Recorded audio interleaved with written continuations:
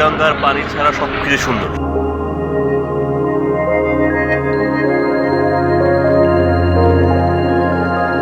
নদীর মনোরম শব্দ আমাদের মনে প্রশান্তি নিয়ে আসে।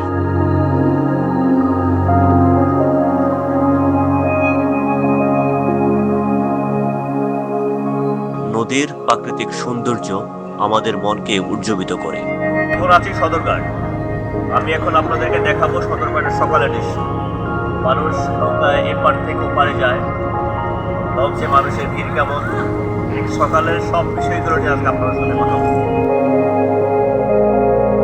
লঞ্চঘাটের দুপাশেই সারি সারি বসে আছে ফল নিয়ে।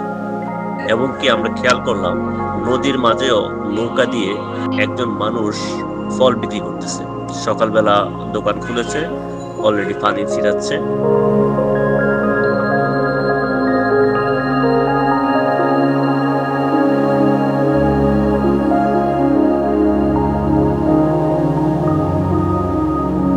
লঞ্চের উদ্দেশ্যে রওনা দিচ্ছি। লঞ্চের মোটামুটি ভালো ভিড় ছিল এই সময়টায়।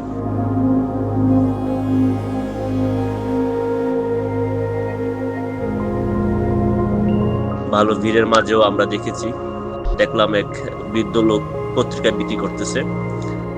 10 টাকা পার পিস পত্রিকা বিক্রি করলো সে। পত্রিকা নিয়ে চলে যাচ্ছে লঞ্চের দিকে।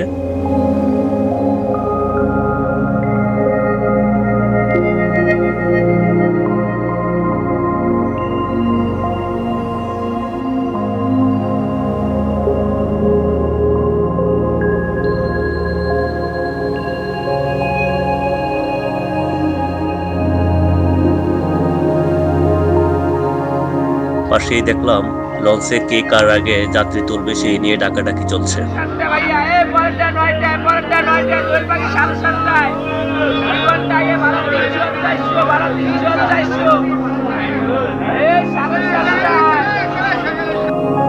এমভি সোনারপুরের লঞ্চটি ঢাকা থেকে ছেড়ে যায় সকাল 7টা 20 মিনিটে। আমরা সেই লঞ্চটিতে ওঠার চেষ্টা করছি। বুড়িগঙ্গা নদীর এপার থেকে ওপারে নৌকা দিয়ে মানুষ পারাপার হচ্ছে। খুবই চমৎকার দৃশ্য। বেশ কিছুক্ষণ দেখলাম, কিছুক্ষণ পর পর একটা লঞ্চ ছেড়ে যাচ্ছে, একটা লঞ্চ আসছে।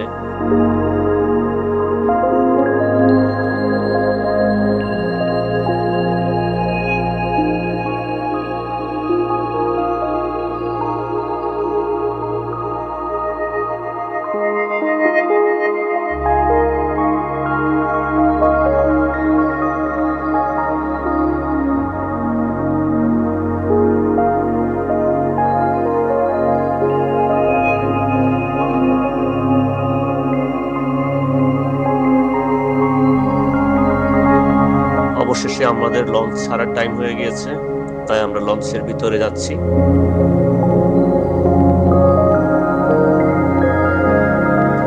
লঞ্চের ভিতরে দেখলাম এখন পর্যন্ত খুব একটা মানুষ হয়নি। মোটামুটি পুরো লঞ্চটাই প্রায় অর্ধেকই খালি ছিল।